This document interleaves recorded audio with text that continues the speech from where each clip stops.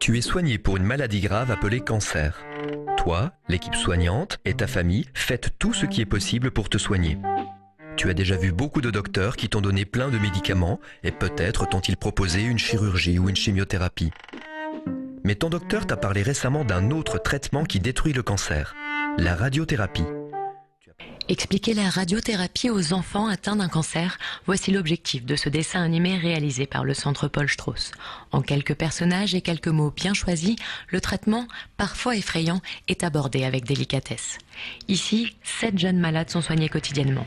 Et quand un enfant doit attendre seul 20 à 30 minutes dans une salle qui ressemble à un bunker, il a besoin qu'on le rassure. Ce qui est particulier chez les enfants, c'est leur type de prise en charge, c'est que pendant le traitement, évidemment, les parents ne peuvent pas être présents. Donc il y a, comme vous voyez, une salle qui est quand même complètement fermée, ce qui peut être inquiétant et qui peut faire peur à un enfant. Donc c'est pour ça qu'on a développé ce film également pour expliquer comment se passe la séance. Le fait que les parents et l'enfant sachent exactement comment va se dérouler une séance est quelque chose qui permet de dédramatiser le traitement lui-même et de donner plus de confiance et d'avoir moins peur en même temps. Musique, distraction, dialogue, les manipulatrices usent de tous les moyens pour détendre l'enfant. Patience et pédagogie sont les mots-clés pour lui faire accepter les soins. À l'hôpital d'Haute-Pierre, le service d'oncopédiatrie est l'un des plus réputés de la région.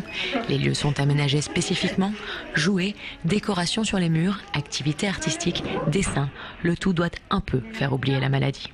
La priorité pour un enfant, je crois que c'est de continuer son petit bonhomme de chemin, continuer à rêver, continuer à jouer. Il faut lui permettre de pouvoir continuer à grandir avant d'être adulte. Alors l'environnement de l'enfant est important et je pense que si l'enfant se sent bien dans cet environnement, s'il peut continuer à jouer, la confiance va s'établir avec l'équipe médicale et les soins vont pouvoir être faits. Mais le rôle des médecins ne s'arrête pas là, ils doivent également accompagner les parents. À l'annonce du verdict, beaucoup sont anéantis, ils ont besoin de comprendre ce qui les attend. La survenue d'un cancer chez un enfant est quand même une situation dramatique pour les parents. Ces traitements sont des traitements qui sont inconnus pour les non spécialistes de la question. Donc il faut qu'on essaye d'expliquer de façon relativement simple ce qui va se passer. Et donc c'est le but de ce film, également d'une bande dessinée qu'on avait fait auparavant, puis d'autres moyens d'information qu'on développe au niveau de l'établissement. Ça permet aux parents aussi d'avoir une vision un petit peu de la prise en charge, de pouvoir eux-mêmes après retranscrire les choses à leur enfant. L'infirmière, le personnel paramédical, les médecins vont aussi expliquer les choses en plusieurs fois aux parents et à l'enfant. Le cancer chez l'enfant représente 1 à 2% de l'ensemble des cancers en France. L'année dernière, 70 nouveaux cas ont été détectés dans la région.